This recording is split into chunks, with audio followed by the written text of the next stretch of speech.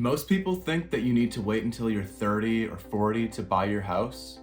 I did it at 20. And no, I didn't win the lottery and my parents didn't give me the money. I did so by being intentional, strategic, and frugal. And today, I'm going to share with you exactly how I did it and all the lessons that you can take away. So how did I do it? Hey everybody, I'm Preston Callhammer. I've made it a goal to help others by sharing practical money lessons from my own life. And this is one of the biggest ones. Let's start at the beginning.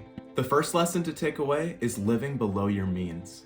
As soon as I graduated high school, I immediately started working full-time to start making extra income as much as I could. During this time, I watched a lot of my friends having a lot of fun. They were able to go get fancy things, have fun times. A lot of them even moved out and got apartments, and it looked attractive. I, however, counted it a privilege that I could actually stay home and live with my mom just a little bit longer while I stacked up cash and didn't have as many payments while living with her. If this is an option for you in your living situation, I would highly recommend trying to stay home as long as you can to build up a little bit of extra wealth on the side so you can move out. While it may look fun to immediately get out and try to have your own apartment and do all your own things as soon as you graduate high school, in the long run, if you take the time to set aside money now, you'll be so much better off in the future. The lesson to learn here is that short-term sacrifices often turn into long-term successes and gains. Even though it may be tempting to move out right away and to do a bunch of nice things as soon as you get your hands on money, I highly encourage you to start setting it aside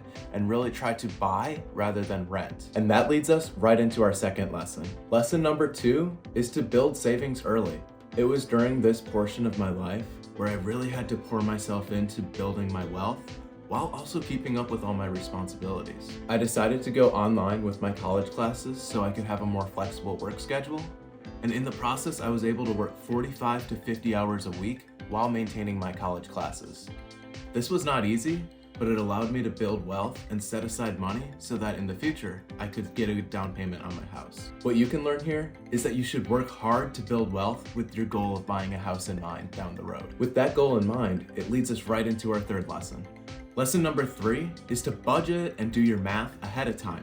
Before I ever even stepped foot in a house, I had to sit down and do the math. How much would it cost to do a down payment?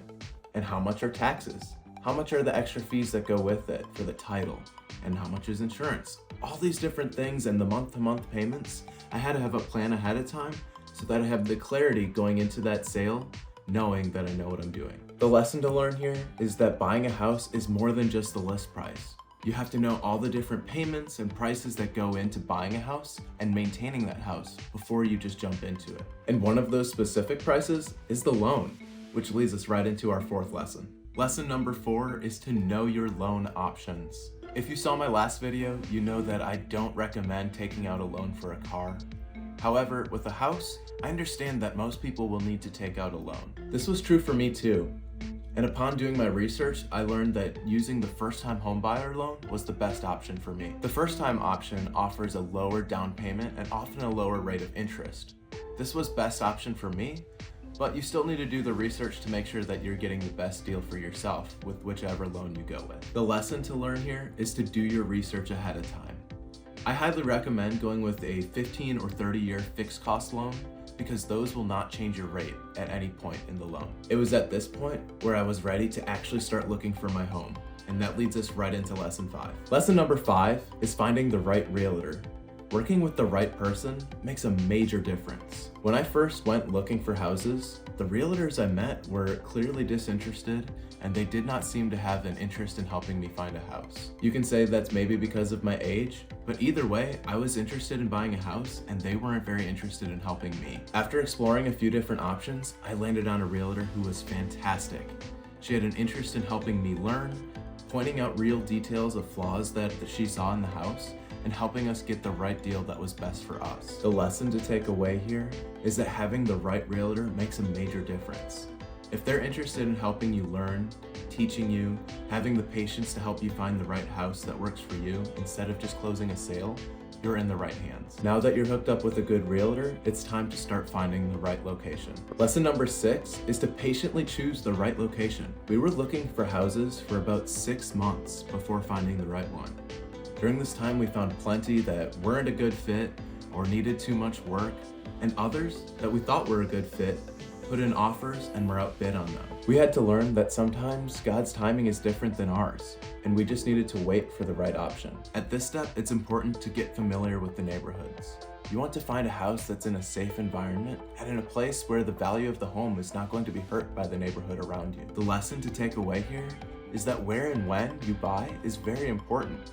Having patience prevents you from getting yourself into a bad deal. Once you find the right house, it's going to make it all the more sweeter that you were patient and waited for the right one. And that leads us right into our 7th lesson. Lesson number 7 is putting in the work. It's at this point where you've found and purchased the right house for you. In my case, the house that I purchased was a major project house, and there was a lot to do. I would imagine that if you're also purchasing a house at a young age, this will likely be the case for you. This is the part where you really get to pour your soul into it.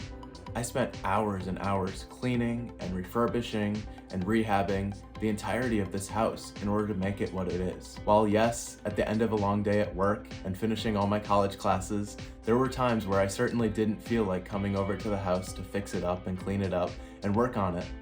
But at the end of the day, the satisfaction that comes with having done it myself really builds a lot of pride in what I have. The lesson to take away here is that the sweat equity that you put into your home not only increases your personal feeling of satisfaction, but it also increases the value of the home when you go to sell it down the road. Buying a house at a young age isn't about bragging rights.